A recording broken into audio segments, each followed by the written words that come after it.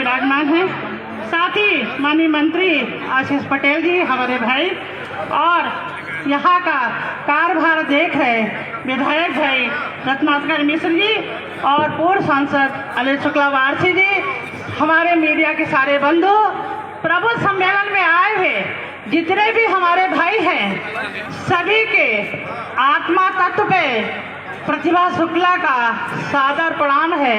प्रणाम हमारा स्वीकार करें। आप सभी को बारंबार प्रणाम है।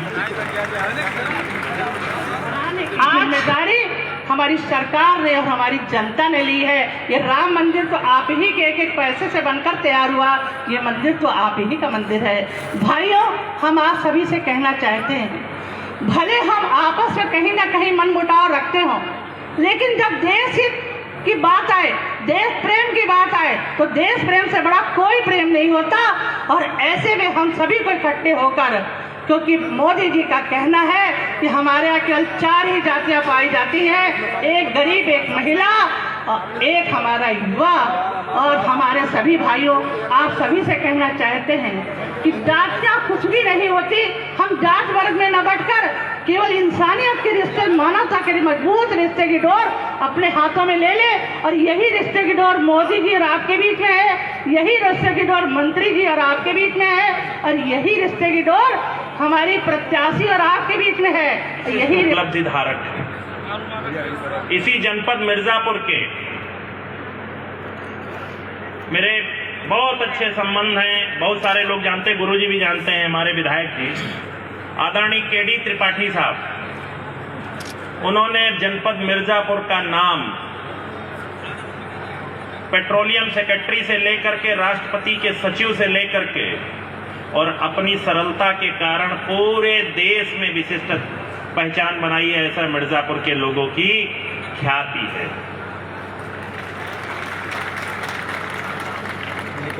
यही नहीं, मैं इस अवसर पर पंडित लोकपति त्रिपाठी जी को भी नमन करना चाहता हूं, उनका अभिवादन करना चाहता हूं। उनको नमन करते हुए उन्होंने इस जनपद को एक पहचान दी।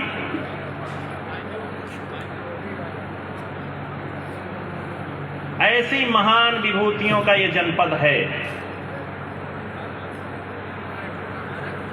और इस जनपद ने एक पहचान पाई है मां विंध्यवासिनी के विशेष आशीर्वाद से। और उसके लिए पुजारी के रूप में, मैं विधायक तो इनको बाद में कहता हूं, पहले इस मां विंध्यवासिनी के पुजारी हैं, तो मैं उनका विशेष नाम पूरे देश के लोगों में, हमारे माननीय विधायक जी, मेरे पास बहुत लंबी लिस्ट है, मैं नाम लूंगा तो आप सब देने वाले अकेले नहीं हैं। आदरणीय गुरु जी, आप सब देने वाले नहीं हैं, आप ओपिनियन मेकर हैं और आप मतों को दिलवाने वाले हैं। ये आपकी खासियत है। मैं सिर्फ इतना कहना चाहूंगा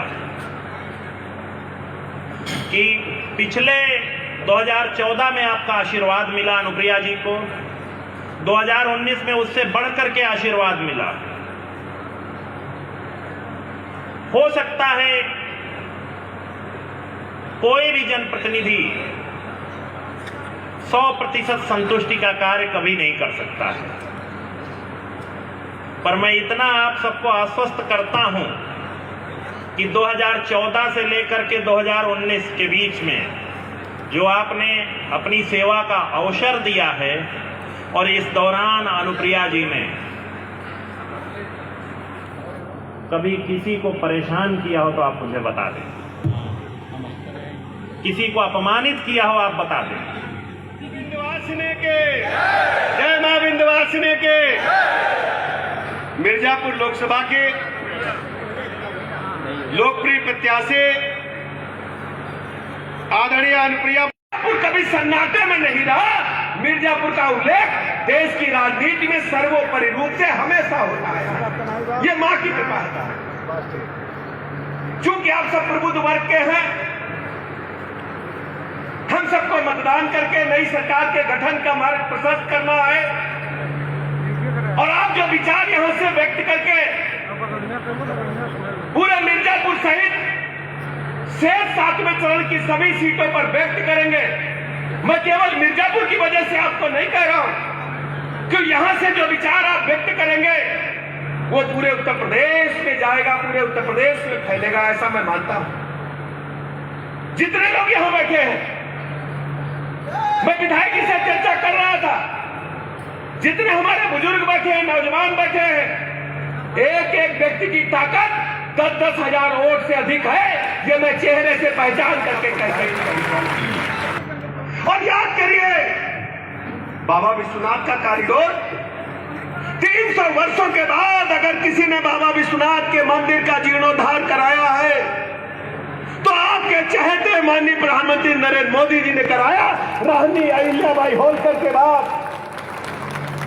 रानी अहिल्याबाई होलकर के बाद 300 वर्षों के बाद अयोध्या में प्रभु रामलला का मंदिर तो 500 साल बाद बना और 300 वर्षों के बाद कॉरिडोर का निर्माण भव्य हुआ है।